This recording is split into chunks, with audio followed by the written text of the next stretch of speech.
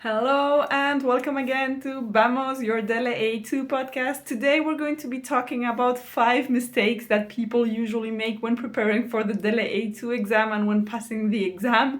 This can be a little bit scary, but it's always good to know where you can make mistakes so that you try to avoid them. So if you're interested in knowing the little dirty secrets behind the DELE A2 exam, let me guide you through it. Are you ready? Vamos!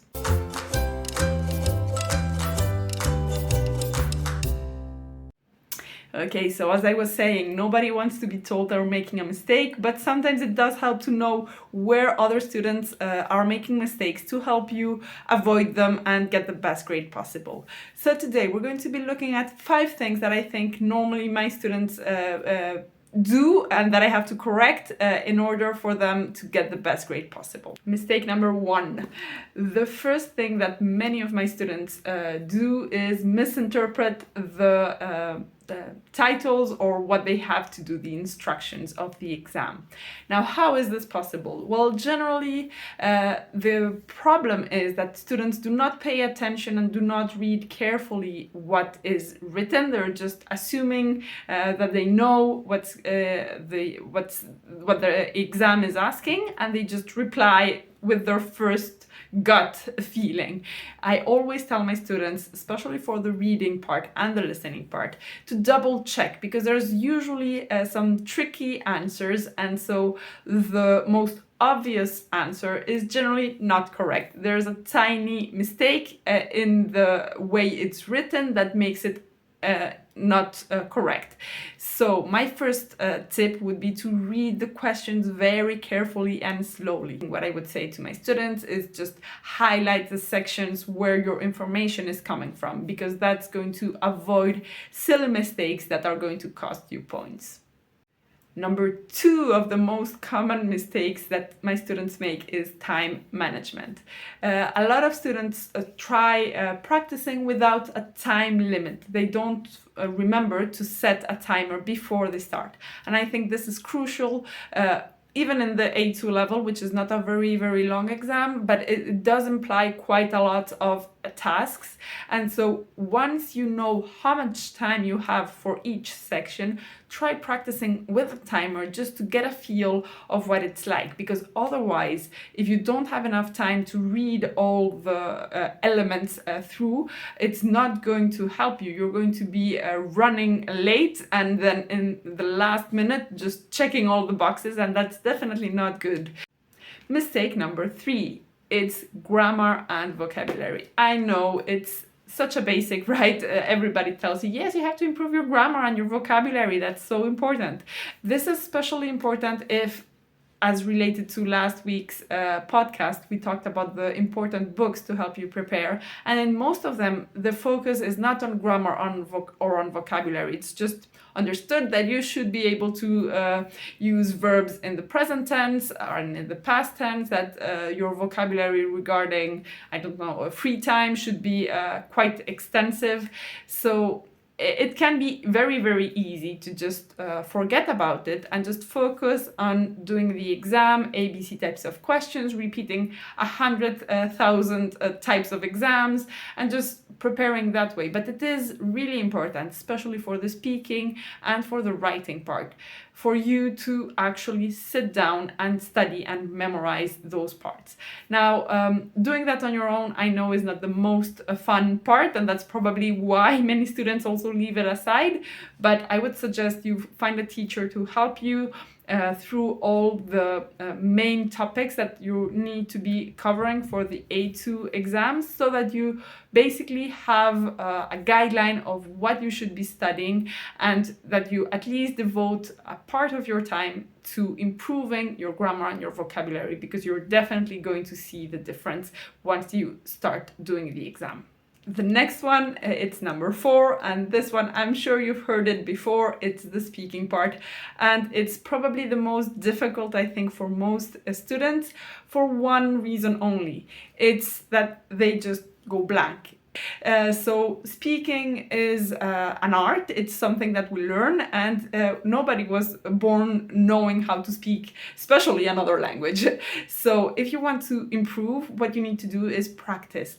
Now, don't practice only in your head, because I know often we are tempted to just say, oh yes, I know how to talk about my last holidays. I'm sure I can do it. Actually, sit down and record yourself, because you will come up with some sentences maybe that you don't know how to say, and you'll have to find a way to work around them. So this is very important, to develop those skills. It is something that I'm doing right now as well. It's not very easy for me. I'm not very confident when speaking on camera, but definitely with practice it's getting easier. So it will be the same for you. And as I say, just start practicing and recording yourself, and seeing over time how your speaking evolves. You will see improvements, I'm sure of that. And also try to find, as I was saying, a teacher to guide you through the steps, because the speaking part is generally one of the parts where students just freeze, and even though they have the vocabulary and the grammar and they know how to answer the question, sometimes it's a little bit nerve-wracking to be in that situation, and then the examiner doesn't really know how to help you more. And so in the end, it becomes a very, very difficult exam, both for you and the examiner, and you don't pass it because you haven't prepared enough. So my tip is to just start practicing right away and recording yourself. And mistake number 5, it's the writing tasks. Now, I know for many of you, it's also that kind of thing that you're like, okay, well, I think I'm pretty good. I know how to write a simple email. I think I'll just wing it and it should be fine, right? Well, let me tell you, that's not always the case. First of all, we need to actually read, as I was saying in the first tip, read really well what is being asked of you, so that you reply correctly to the prompt that is given. But also, it's very important for you to practice writing with a pen and a paper, because yes, we've forgotten a lot of how to do that. It is quite important. It is not the same as writing on a computer, because you won't have Google telling you, oh, this is a mistake. You're just going to have to figure it out on your own. So writing with a pen and a paper is my first tip. So as I was saying before, just practice, practice, practice, and reading really well the prompt. And my last tip for the writing part would be to review your writing. This, I cannot stress it enough. I've spoken about it if you saw the second episode, I think it's of this podcast, where I was talking about the writing and the speaking part and how to improve it. But really, when you're writing, reading your own text and trying to correct yourself is really the key to get the best grade possible. So don't just assume that everything is correct.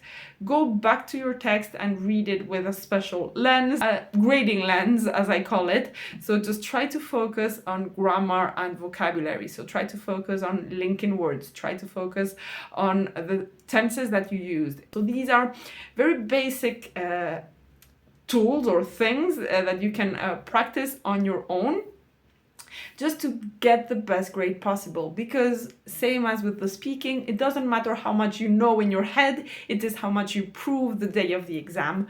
So you need to be able to show that you have all the key elements to pass the DELE A2 exam. How was this video? I hope you found it helpful and maybe a little bit scary. I hope not. I hope it's given you at least a little bit of facts to try to start getting ready. Let me know if you too made one of these mistakes, if you think there are other mistakes that I should be adding to the list, and I look forward to hearing from you. In any case, you can always find me in the Vamos DELE A2 podcast, where I'll be sharing with you more tips and tricks. You can also visit my website, where you'll have access to a full online exam, where you can check where you're at right now and start learning more. You'll also find tons of free resources that I've created over the years, and I hope they are useful for you. I look forward to hearing from you. Nos vemos!